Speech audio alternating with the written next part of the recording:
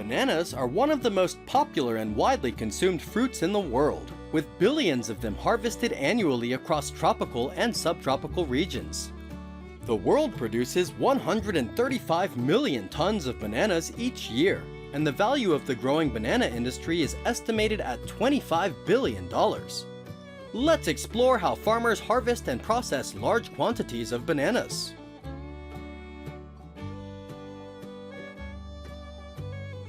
The banana industry is an important economic sector in countries such as Ecuador, the Philippines, India, and Central America. Banana production and export provide livelihoods for millions of workers, from smallholder farmers to large-scale plantations. Every day, farmers harvest hundreds of tons of bananas to be shipped to processing plants.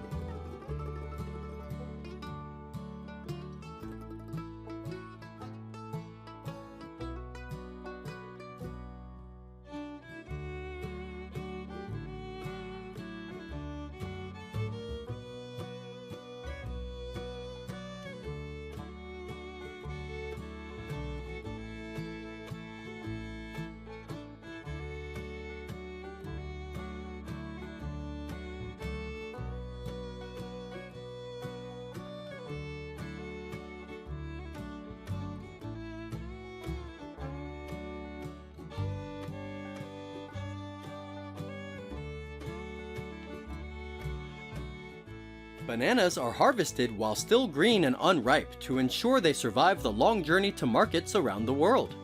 Harvesting typically takes place 8 to 10 months after planting, depending on the region and weather conditions.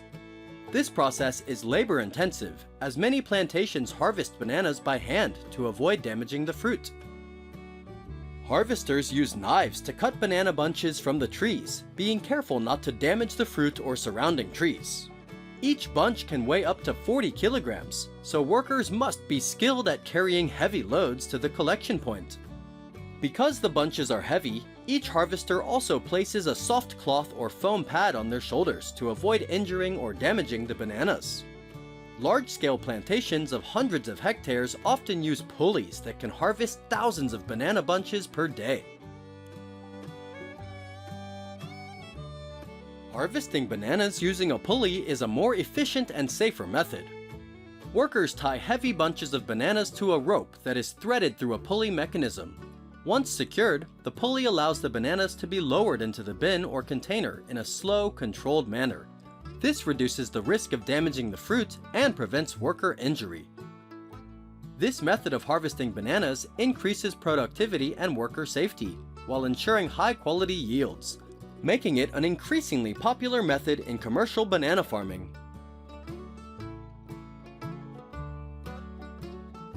After harvest, bananas are transported from the fields to processing facilities where they undergo sorting, washing, and packaging. Post-harvest handling is critical to ensuring that bananas maintain their quality during transport to consumer markets, which can be thousands of miles away from the plantation. At processing facilities, bananas are graded according to size, weight, and appearance. Only bananas that meet quality standards, are uniform in color, and free of blemishes are exported. Each bunch of bananas is washed to remove dirt or banana sap.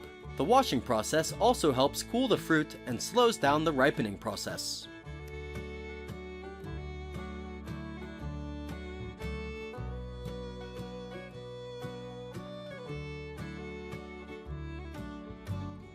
After washing and sorting, the bananas are packed into boxes or crates designed to protect them during transport. The boxes are carefully stacked to minimize damage during transport. The packing process is usually done by hand. although some larger facilities may use a mechanized system to assist in the operation.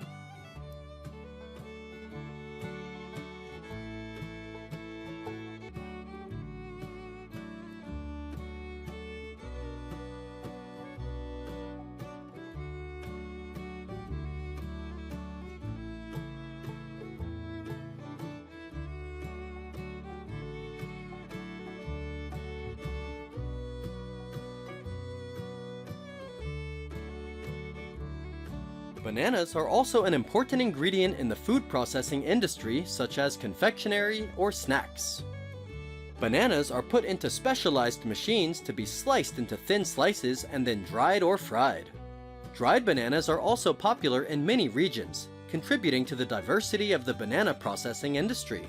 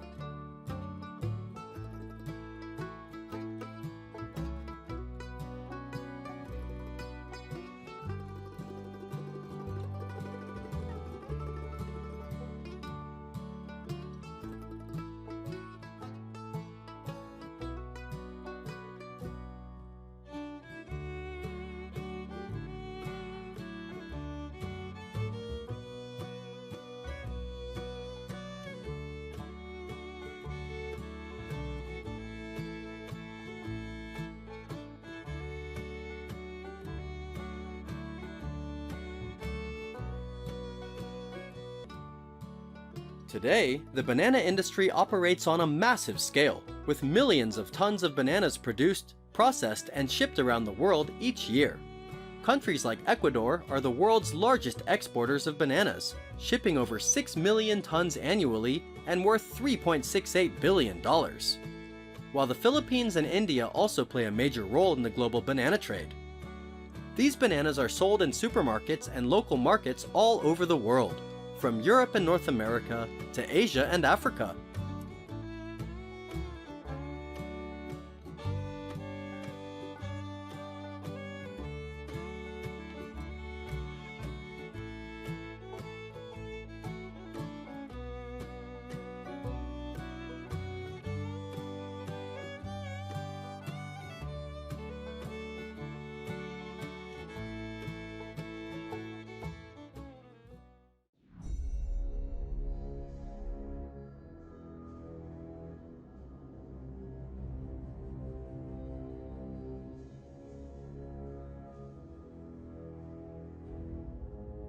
For many people, using honey products is simple and easy, but for farmers who make a living harvesting wild honey, it is a big challenge.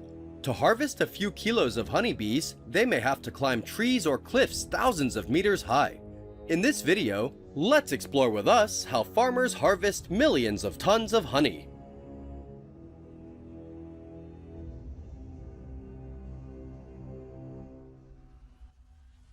Honey harvesting is often done in regions such as the Himalayas, Andes, or other mountainous regions. These areas are home to a wide variety of plants and flowers that are favored by bees, resulting in unique honeys with distinct flavors and properties.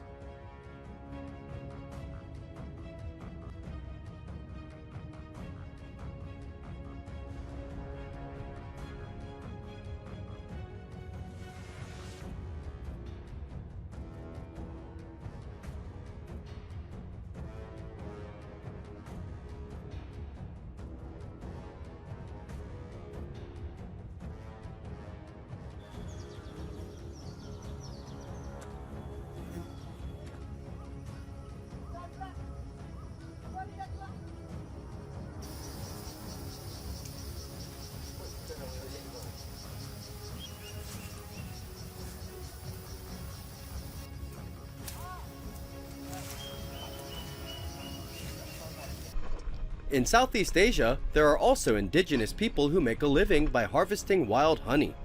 But it is not as simple as going into the forest to find beehives. Honey harvesters also have to climb up ancient trees hundreds of meters high to collect liters of wild honey.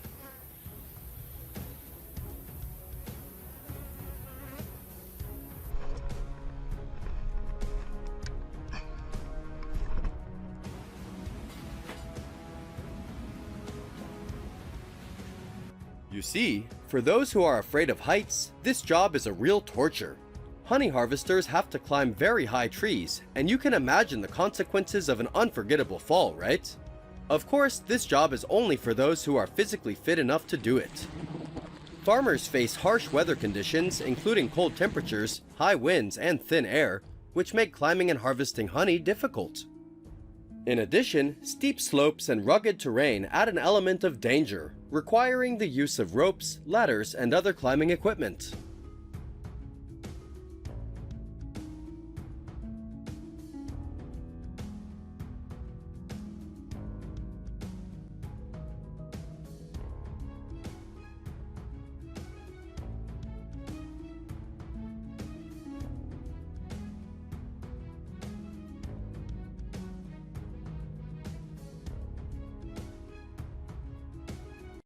Southeast Asia is one of the regions with many forests, mountains, and ancient trees, along with rich vegetation that attracts many types of honeybees to live and develop. In places with higher terrain, honey is often produced by giant bees of large size and aggressive nature. These bees build large nests in tall, ancient trees away from predators and human activity. The honey they produce, the extract, is highly valued for its unique properties and medicinal properties.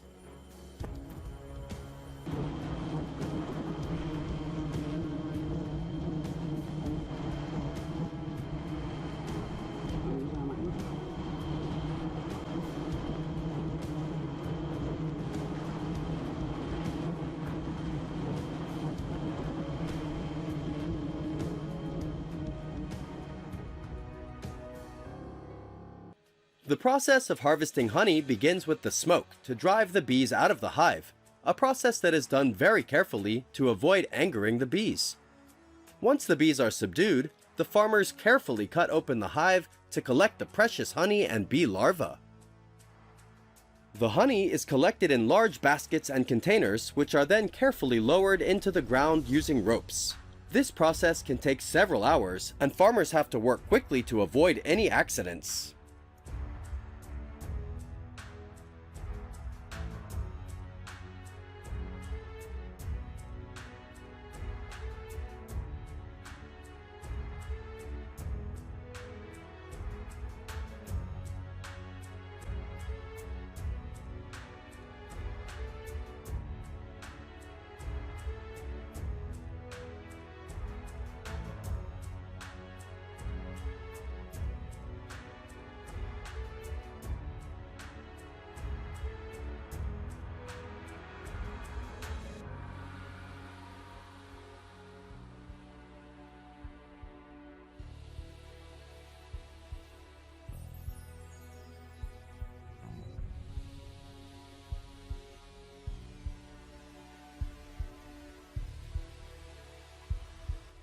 In many mountain communities, the collection of wild honey is not only a source of livelihood, but also a cultural tradition passed down through generations.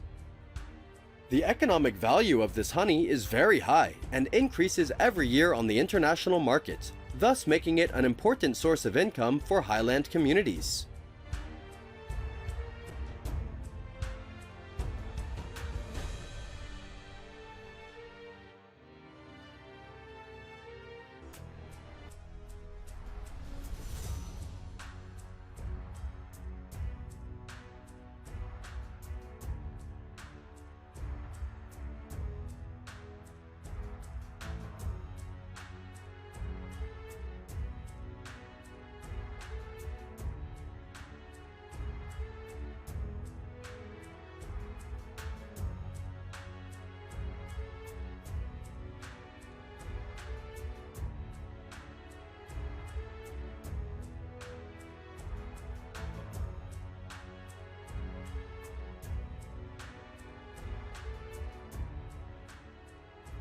So, do you know what the most expensive honey in the world is? In 2021, Centauri was recognized by the Guinness Book of World Records as the most expensive honey in the world. The price of regular Centauri honey is many times higher than other high-end honey, at $10,800 per kilogram.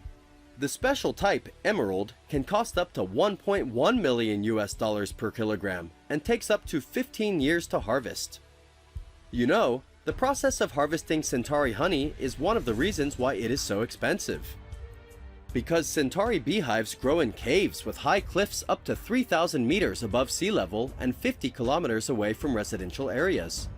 Each year, only 15 kilograms of Centauri honey is harvested to ensure the brand value and preserve this rare bee breed.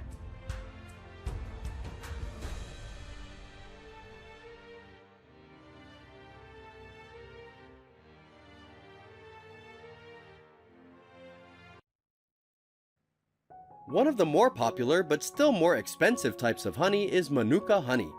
This honey is produced by bees that pollinate the flowers of the Manuka tea tree in New Zealand and Australia. This honey is dark, rich, and considered to be beneficial to health. A 230-gram jar of Manuka honey once sold for nearly $5,000 during the camellia season.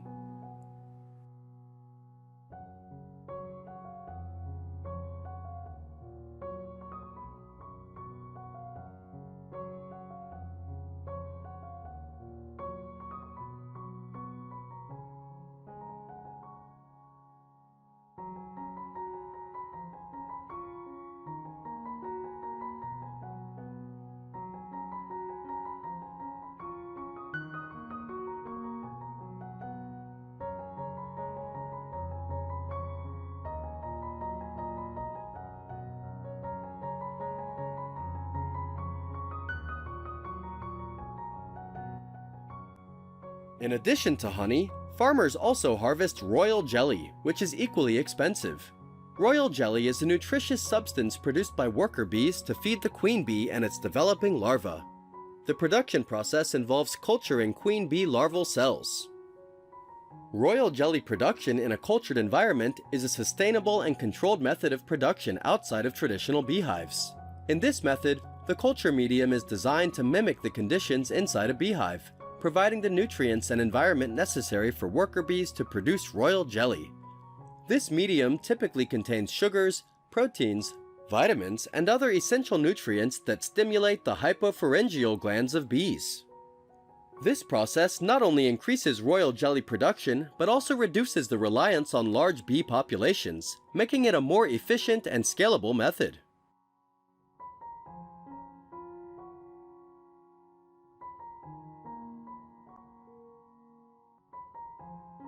Leave your comments below to let us know. Don't forget to like and subscribe to receive the latest notifications. Now, goodbye and see you again!